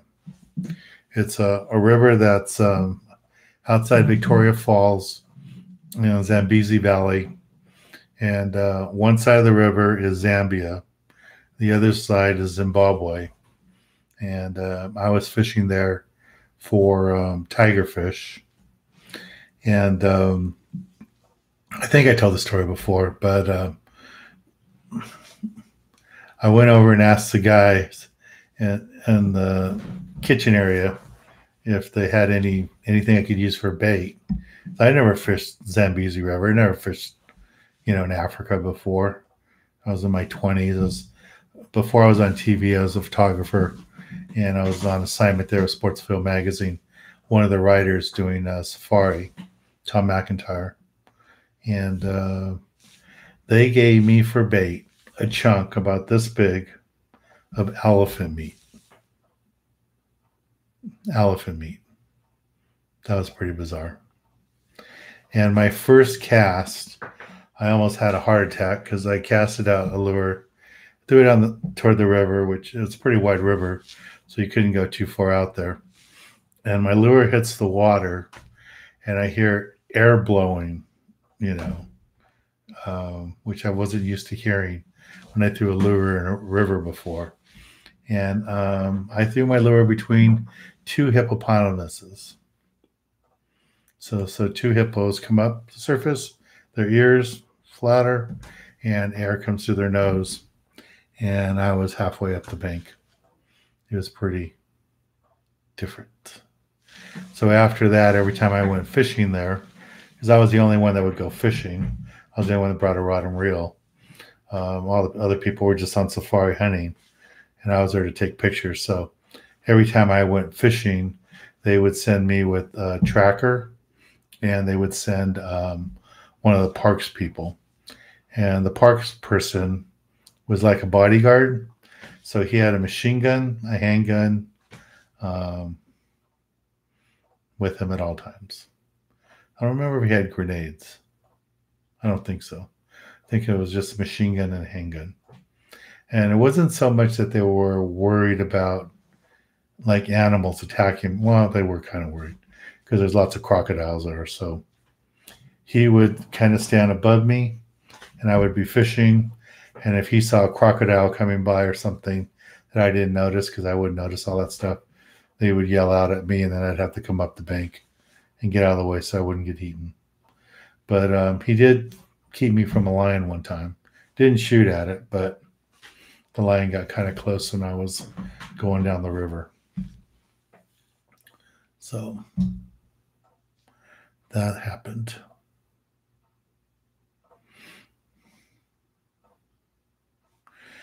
So Jackie's going to go fish Iser Reef on Friday.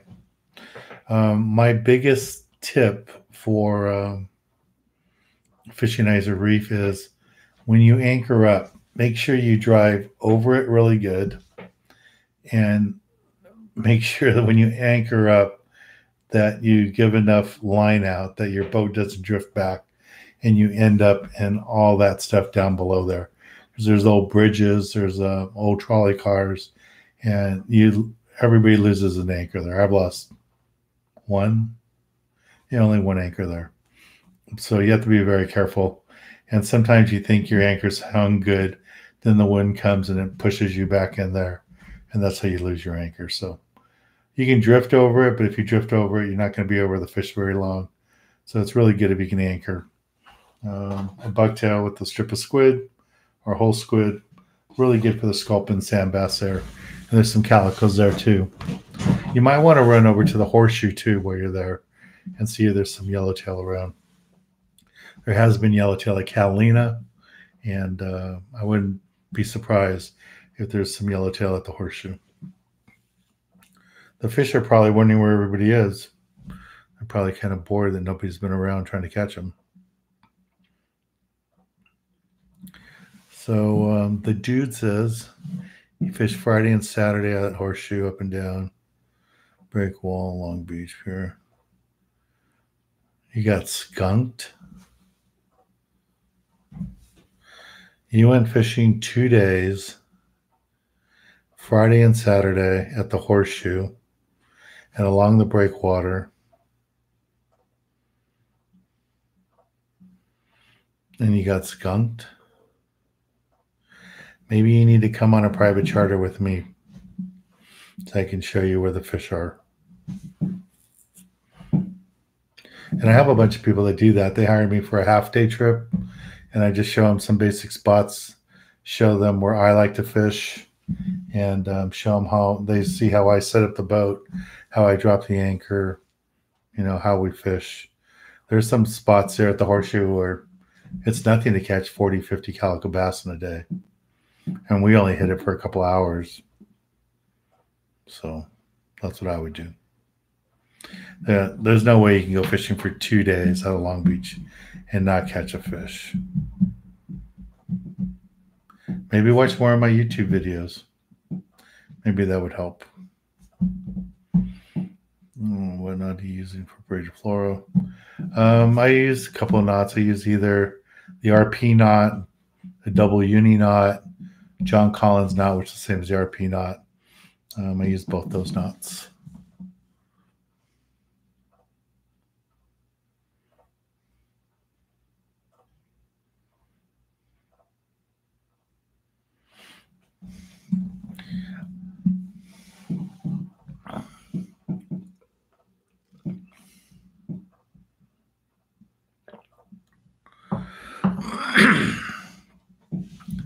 Where is a horseshoe kelp?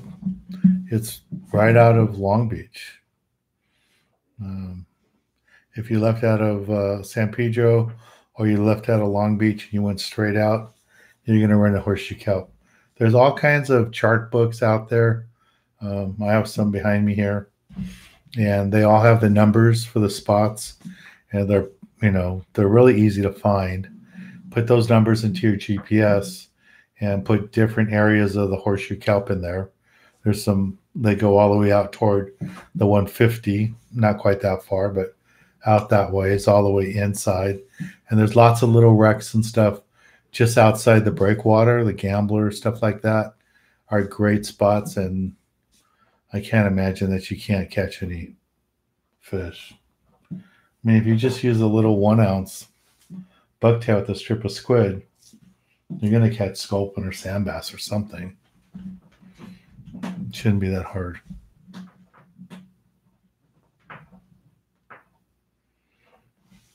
Oh, so Lloyd's saying in Las Vegas, Lake Mead is closed down completely.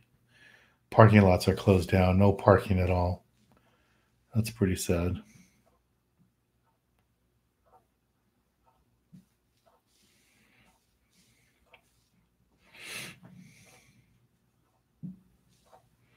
Yeah, that's what Steve's saying is a good investment in your time and knowledge would be to book a half-day trip with me or a 3/4 day trip and let me take you out and show you some of the areas that I fish locally and see the tackle. If you're not comfortable using rods and reels like this. We can show you how to use them. We have them on our boat. I got all the gear on the boat. It's really a good investment. 4 of you on the boat, and we'll have some specials. I'm not sure if we're going to do specials on Wednesdays or Mondays, but we'll have some specials throughout the summer and try to make up for some of the days that we lost because of this virus.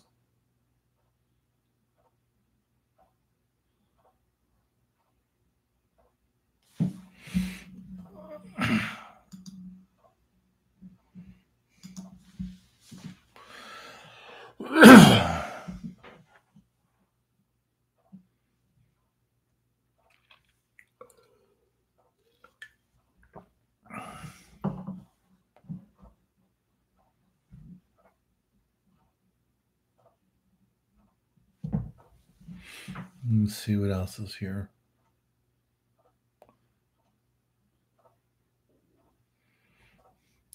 What's the best way to get started fishing a private boat? You just bought a boat and needs some fixing up, but needs some tips. I've never done any before.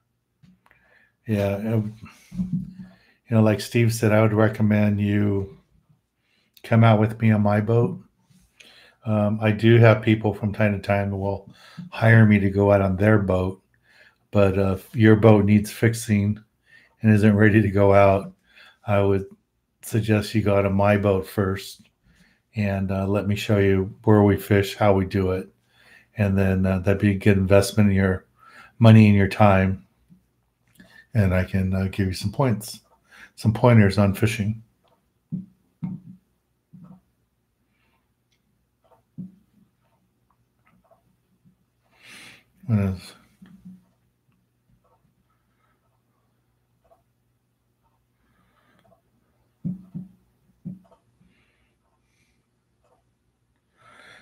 What about those live?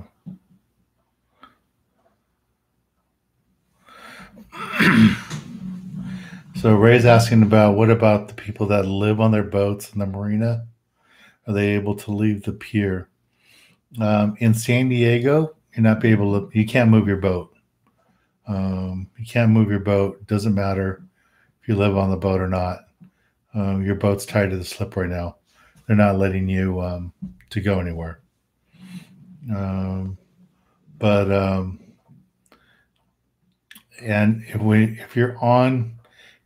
if your boat's in a slip, at least in Long Beach, and I think it's probably okay in San Diego too, you can fish from the back of your boat.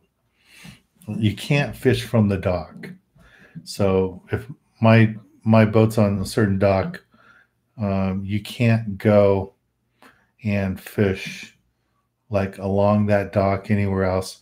You have to physically be in your boat or you'll get a ticket in Long Beach. So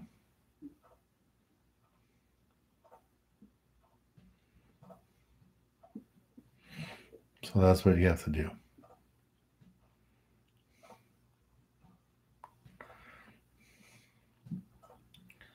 Where is the best place to fish Lake Tahoe? I have no idea. I would call a tackle store up in Lake Tahoe and ask them. So, gentleman's asking his son Joshua wants to know, when do you meet the kids club at Lake? Normally it would have been last Saturday. It's the third Saturday of every month. We had to cancel March. We had to cancel April. And the April one, we did it online right here. And we talked here. So, but that's it.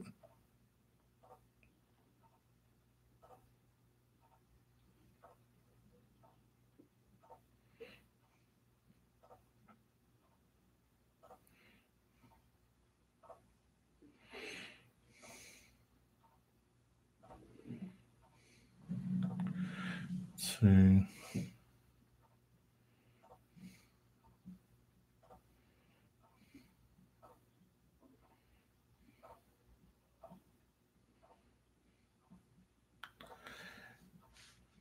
Yeah, if you go out to the 150, or the rockfish.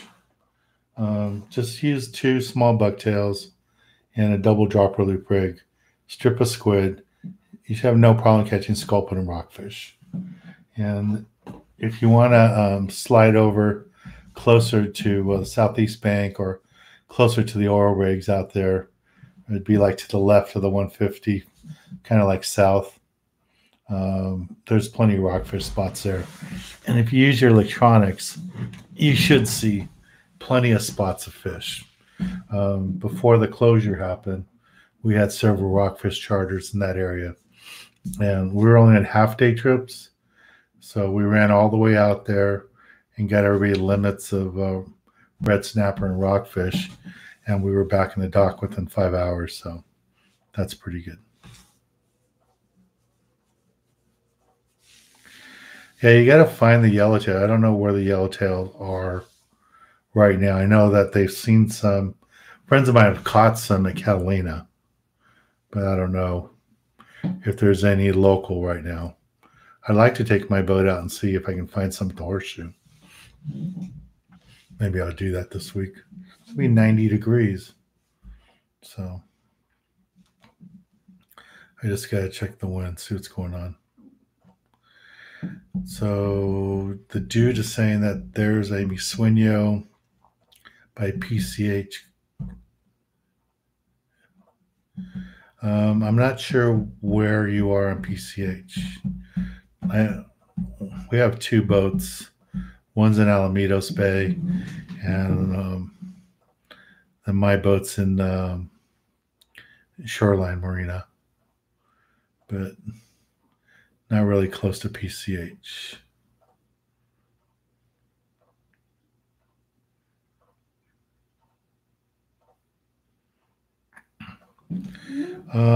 So Rick's asking, do I fish? Why don't I fish with plastic swim baits? Because normally I'm fishing a bucktail. That's pretty much it. If I need something to swim more, I'll put a swim bait on a bucktail. But normally I fish a bucktail. That works out pretty good for me.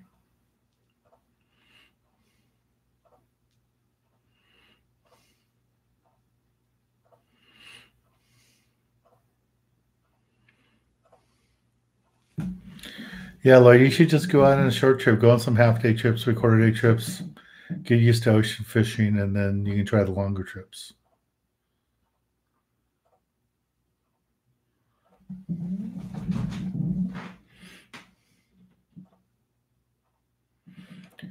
Are you allowed to kayak fish? It depends where you are. You know, if you're in San Diego, you're not allowed to be on the water on anything. Kayak, a boat, a float tube, nothing. I would think in Long Beach, Alamitos Bay, you would be okay. I would think you could probably launch a kayak by one of the boat ramps in Long Beach, and you'd probably be okay. I mean, I haven't heard of anybody getting a ticket for kayak fishing inside the harbors. So I'm not sure. So what's a good tip for a bait for yellowtail? A live bait, live squid, live sardines work good. If you want to throw an artificial magic metal, 3 3/8 or 4.5 work good. Cast these out, wind them back fast, or yo-yo fish them in deeper water and bring them up. We catch them like in 80 feet, 90 feet of water. These work out really good. I've got lots of yellowtails like that. I've got yellowtails on bucktails with the squid on there. The last couple of yells I caught at Catalina were that way. So Tyler says he saw a video of me fishing on Santa Cruz Island, surf fishing. Did we catch anything other than surf perch? On that trip, no, we didn't. We caught all surf perch. And that was back in the day when you could fly to the island and camp there. And that was, if I would have known there was so many surf perch there, I would have tried to catch everyone I hooked, because I got that first day that I was fishing there, I made 13 casts and I caught 12 fish. But I wasn't trying to go 12 for 12. I was just, when I got bit, I'd set the hook.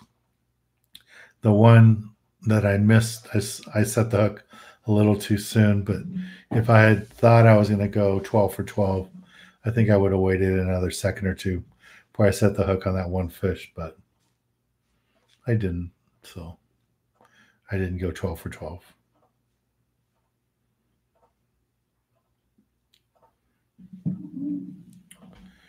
So it says he's having a hard time getting knowledge in yellowtail fishing. Watch my videos. There's a bunch of yellowtail fishing videos on my website, right here on my YouTube channel, and that'll help you out. Also, hire me or come on one of my private charters, or even if you come on one of our filming trips, like the trip we're going to have the end of May on the Triton.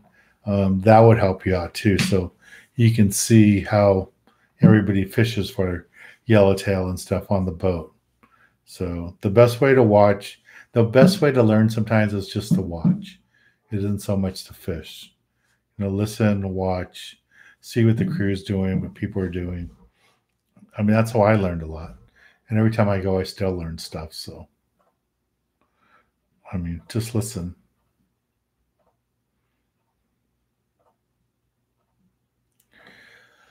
So Jackie says a rumor about the albacore. Yeah, there's albacore 500 to 700 miles out. The only albacore I've heard of being caught were the ones guys coming back from Hawaii, from fishing tuna in the South Pacific. But I don't know of anything closer.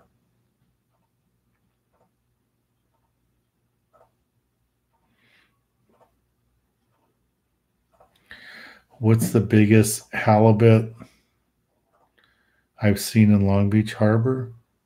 Horseshoe? Probably around 30 pounds. We had one right off the beach, over by Belmont Pier. We had one that was over 20 pounds when I was doing charters on my skeeter boat. I had a husband and wife out. They only had like 3 hours they could fish because that's all they could get a babysitter for. I think they had like 5 hours to get away. And we only had 3 hours of fish. So we drifted inside the harbor for halibut.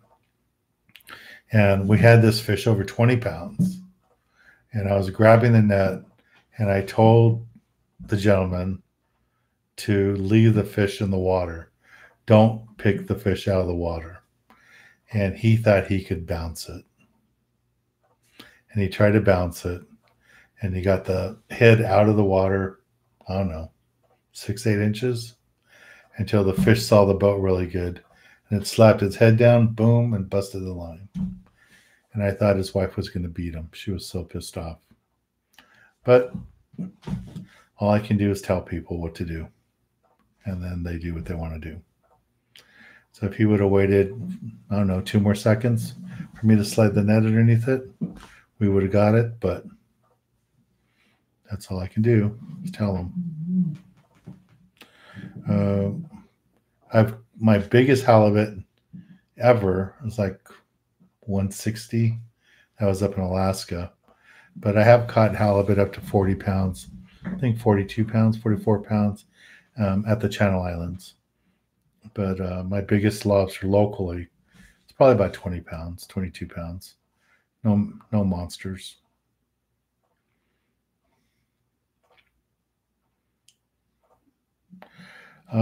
So poppers are really good for tuna fishing, not so much yellowtail,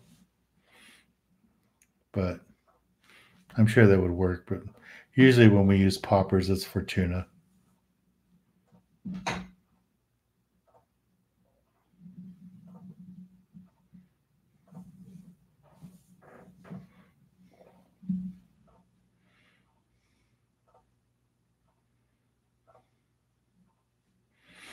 Let's see.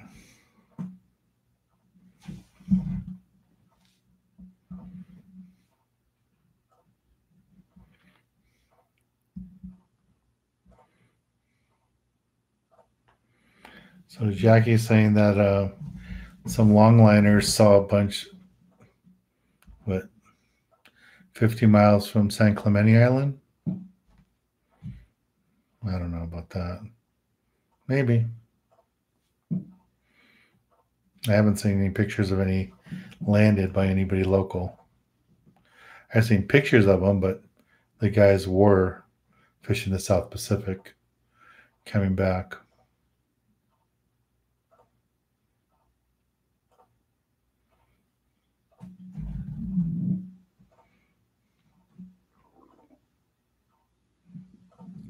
Yeah, what's funny about Alaska is when you get a halibut that's over 100 pounds and the tail, just the tail part, the distance between the tail either end is bigger than a legal halibut here, 22 inches here.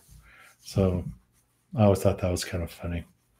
You get halibut and you measure just the edge of the tail and it's like 28 inches. And you're going, God, if that was a halibut here, we'd be happy with that. I'm not saying the length of the fish. I'm just saying where the tail goes out at the back, the paddle part, that they're wider than that.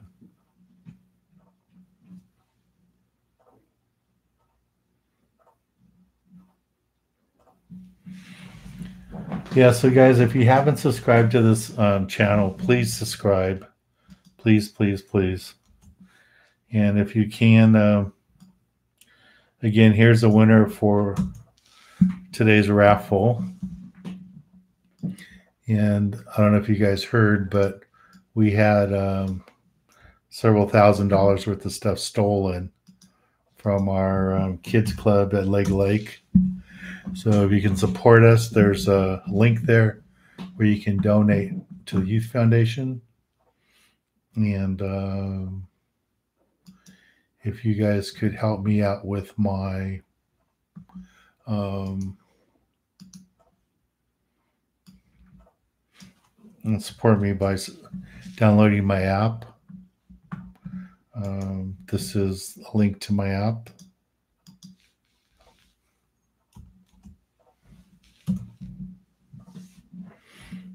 So that would be good.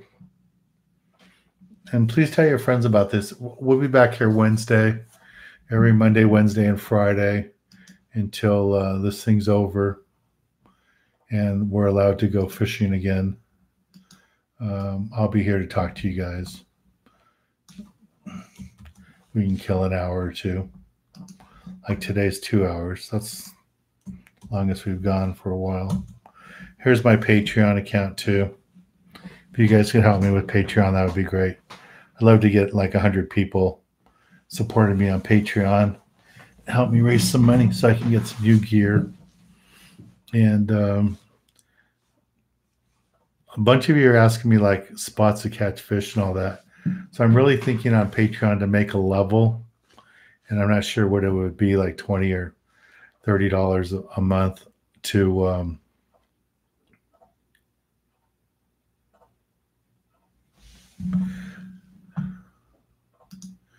well, there's one mean person there. Goodbye.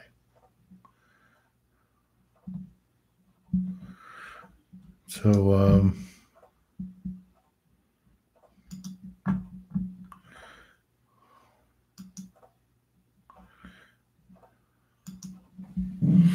I don't know why we get these troll people. Well, he's gone. We don't have to worry about him anymore.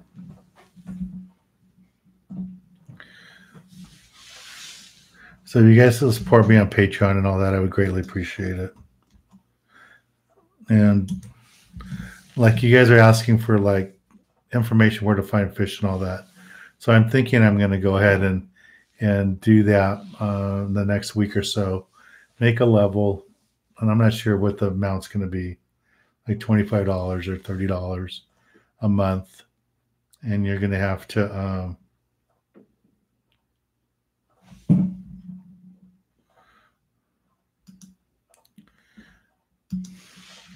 and then we'll have that that there. So if you have your own boat and you're going to go fishing and you're not sure where to go fishing, I'll put that there. I'll put that on that, where if you're at this level, Patreon supporter, and I don't know if it's going to be $25 or $30, whatever it's going to be. I'll have to talk to some of my friends about it and see what the other people are charging. And then I'll make a little video report from my charter that day, and I'll let you guys know where we were, like where we were at the Horseshoe Kelp, where we Isers, where we were, we were at the far end of Isers, or where we were at Catalina. I think I'm going to do that because more and more people have been asking for stuff like that. Like I had no idea that you guys wanted to do raffles on these talks, so I started doing it because so many of you were asking me for them. So that worked out pretty good. All right, so yeah, any support you guys could give me,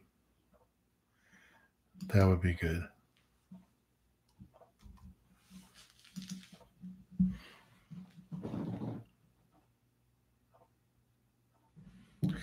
Yeah, no, I wouldn't do anything like fish dope. I try to keep it more reasonable.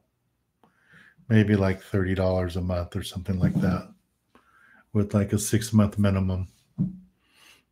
So we have you guys.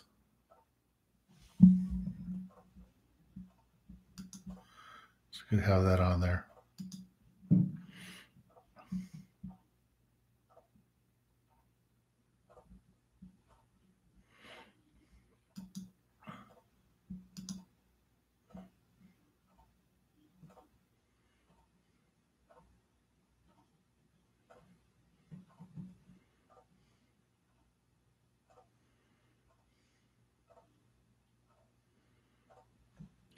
Wow, so Alaska has no recreational fishing this year? I didn't know that. I know there's no fishing going on now, but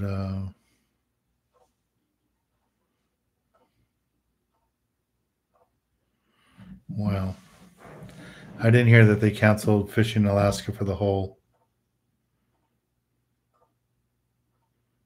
deal. That's pretty sad.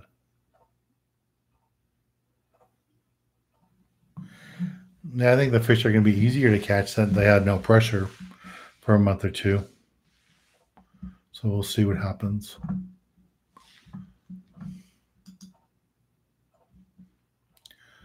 All right, so if you guys want to get into the raffle for,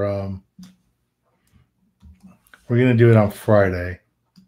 So you can buy tickets between now and Friday. But I'll just put the code there for you guys. All right, guys. 2 hours is a long time. So I'm going to let you get back to your life. Thank you very much. Monday, Wednesday, and Friday. Meet here 7 p.m. Please share these videos with your friends, and let's get more people to come join us and stuff. So let's meet back here Wednesday. Today's Monday. Yeah. So Wednesday, we'll meet back here. Thank you, guys. Good night. Stay safe, and talk to you on Wednesday. Bye.